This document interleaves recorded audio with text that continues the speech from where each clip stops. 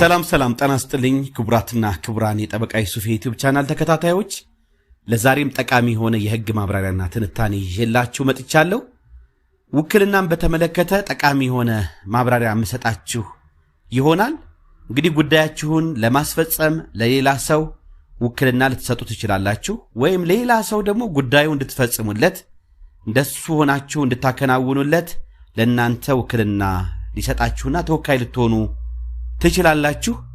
በመሆኑም ይህ ውክልና ለምን ያህል ጊዜ ያገለግላል? ውክልና መታደስ አለበት ወይ? እንደዚሁም ውክልና የማያገለግልበት ወይ የውክልና ስልጣን ቀሪ ሊሆን የሚችልበት ሊተው የሚችልባቸው ምክንያቶች የማያገለግልባቸው ምክንያቶች በምን ምክንያት ነው የሚሉት የብዙዎቻችሁ ጥያቄ ነው። በተደጋጋሚም ከፕሮግራም ተከታታዮች ከተለያዩ ግለሰቦች የሚቀርብልኝ ጥያቄ ነውና ጠቃሚ የሆነ ህግ ማብራሪያና ትንታኔ ስለሆነ እስከ መጨረሻው ድረስ እንድትሰሙት እጋብዛችኋለሁ። እንግዲህ የውክልና ስልጣን ማለት የሌላ ሰው ተወካይ ሆናችሁ እንደራሴ ሆናችሁ ተግባራትን እንደ ወካያችሁ ለማከናወን ለመፈጸም የሚያስችላችሁ ስልጣን ነው። ይህ ስልጣን እንግዲህ ከህግ ወይም ከውል ልታገኙት ትችላላችሁ። ከህግ ወይም ከውል እንደምታገኙት በፍትሐብሔር ህግ ቁጥራችን 2179 ላይ በግልጽ ተደንግጎ እናገኛለን። በህግ መሰረት ስንል በፍትሐብሔር ህጋችን መሰረት ውክልና ሊሰጣችሁ ይችላል። ከውል ደግሞ አንድ ተግባር ለመፈጸም ወካዩ ለተወካዩ በውሉ ስምምነት መሰረት የሚሰጠው የውክልና አይነት ነው። እንግዲህ ከዚህ በኋላ በዝርዝር በመነግራችሁ ምክንያቶች የውክልና ስልጣን ቀሪ እስከሚሆን ድረስ በህግ ፊት ያለ ጊዜ ገደብ ጸንቶ ይኖራል። አንድ ጊዜ የተሰጠ ውክልና በዝርዝር በመነግራችሁ ምክንያቶች መሰረት ቀሪ ካልሆነ ካልተነሳ በስተቀር ውክልናው ያለ ጊዜ ገደብ ጸንቶ ይኖራል። አንድ ጊዜ የዛሬ 10 ዓመት የዛሬ 5 ዓመት የዛሬ 15 ዓመት የተሰጠ ውክልና እንዳለ ጸንቶ ነው የሚኖረው። እንግዲህ ውክልናውን የውክልና ስልጣን ለማድረግና ለመዋል ህጋዊ ስልጣን በተሰጠው የውልና ማስረጃ ወይም የሰነዶች ማረጋገጫና መዝገባ ጽሕፈት ቤት ማድረግ ይኖርባቸዋል። አንድ ወካይ ለተወካዩ ቤቱ ቁጭ ብሎ በሚጽፈው ማመልከቻ በሚጽፈው ደብዳቤ የውክልና ስልጣን ወይም መስሪያ ቤቱ ቁጭ ብሎ ሰጥቻለሁ ቢለው በህግ ተቀባይነት ያለው የውክልና ስልጣን አይሆንም ማለት ነው። እንግዲህ አንድ ጊዜ የተሰጣችሁ ውክልና የሚታደስ አይሆንም። በየዓመቱ ማሳደስ ወይ በወራት ማሳደስ አይጠበቅባችሁም። ነገር ግን ውክልናው ሊቀርበት ወይም ሊሻርበት የሚችሉ ምክንያቶች አሉ። እነሱን አንድ በአንድ እነግራችኋለሁ። አንደኛ ውክልና ሊቀርበት ወይም ሊሻርበት ከሚችሉ ምክንያቶች ውስጥ የመጀመሪያው የውክልና ስልጣኑን በወካዩ ሲሻር ነው።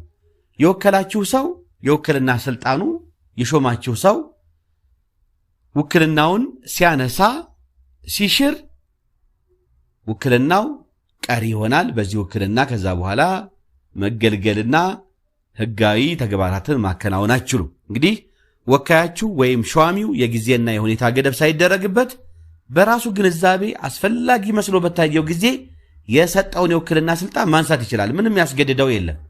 ወካይ ለተወካዩ የሰጠውን ውክልና የተወካዩን ፍቃድ መጠየቅ ሳያስፈልገው እንደዚሁም ማሳወቅ ሳያስፈልገው በማንኛውም ጊዜ ውክልናውን ማንሳት ይችላል። በዚህ ጊዜ የውክልና ስልጣኑን ማንሳቱን በወከለበት መስሪያ ቤት ማለትም በሰነዶች ማረጋገጫና መዝገባ አገልግሎት በመቅረብ ማስመዝገብ ይጠበቅበታል። ይህም በመስሪያ ቤቱ እንዲመዘገብና ተወካዩ ያለ ስልጣኑ ስራ እንዳይሰራ ያደርገዋል። በፊት የነበረውን ውክልና ይዞ ቢሄድ ውክልናህ ተሽሯል ተብሎ በውልና ማስረጃ ይመለሳል ማለት ነው። የውክልና ስልጣን መሻሩን እንግዲህ ወካይ ለተወካዩ ማሳወቅ ይኖርበታል፣ ማሳየትም ይኖርበታል። ሌላው በሁለተኛ ደረጃ ውክልና ቀሪ ሊሆንበት ወይም ሊሻርበት ከሚችሉ ምክንያቶች አንዱ የተወካዩ የውክልና ስልጣኑን መተው ነው። ወካዩ የሰጠውን ውክልና ማስፈቀድ ሳያስፈልገው ማሳወቅ ሳያስፈልገው በመጀመሪያ ላነሳ ነው ብሎ በማንኛውም ጊዜና ሁኔታ ማንሳት መብት እንዳለው ሁሉ ተወካዩ ደግሞ እኔ የሰጠኸኝን ውክልና ካሁን በኋላ አንተን ወክዬ ልሰራልህ፣ ጉዳይን ላስፈጽምልህ፣ ላገለግልህ አልችልም። ስለዚህ የውክልና የሰጠኝን ውክልና ስራዬን ትቻለሁ ብሎ ለወካዩ ማሳወቅና ውክልናውን መተው ይችላል ማለት ነው ተወካዩ።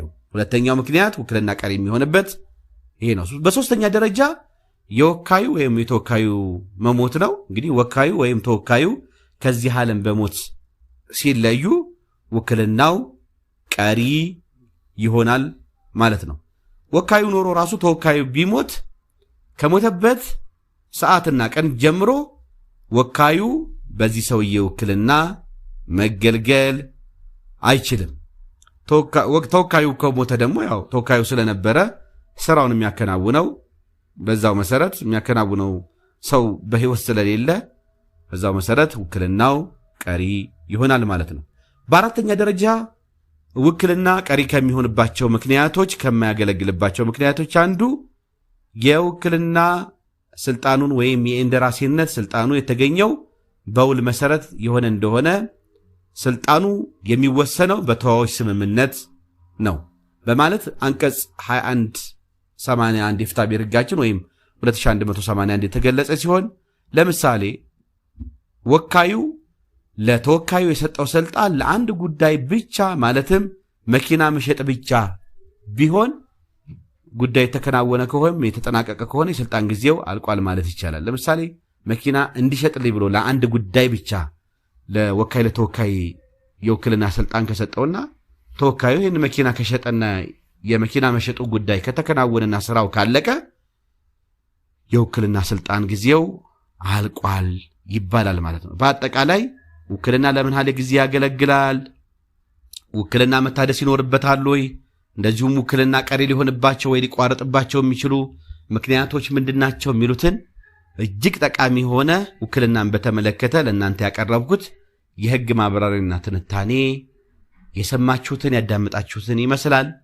ቻናሉን ሰብስክራይብ በማድረግ ማሳደግና ከዚህ ቻናል በነፃ መጠቀም እንዳትረሱ። ሌሎችም ተጠቃሚ እንዲሆኑ አበረታቷቸው። ምክንያቱም የዚህ ቻናል ዓላማ ገቢ ለማግኘት አይደለም። ክቡራን የፕሮግራም ተከታታዮች የኢትዮጵያን ህግ በሰፊው ይህም ፕሮግራም የሚያዳምጠው የሚከታተለው የኢትዮጵያ ህግ እስከሆነ ድረስ ኢትዮጵያ ያሉ የፕሮግራም ተመልካቾች ናቸው። ስለዚህ ወንድም እህቶችን ተጠቃሚ ለማድረግና ወገንን ለማገዝ እስከሆነ ድረስ ሌሎችም እንዲጠቀሙ ማስተዋወቁን ቻናሉን ለሌሎች እንዳትረሱ የበኩላችሁን ተወጡና ተጠቀሙበት ነው የምለው። አብሬያችሁ የነበርኩት ጠበቃና የህግ አማካሪ ዩሱፍ አከበረ የነበርኩኝ። እስከ ፕሮግራም ፍጻሜ ድረስ አብራችሁ ስለነበራችሁ እጅግ አድርጌ አመሰግናለሁ። መልካም ቀን እንዲሆንላችሁ ተመኘው።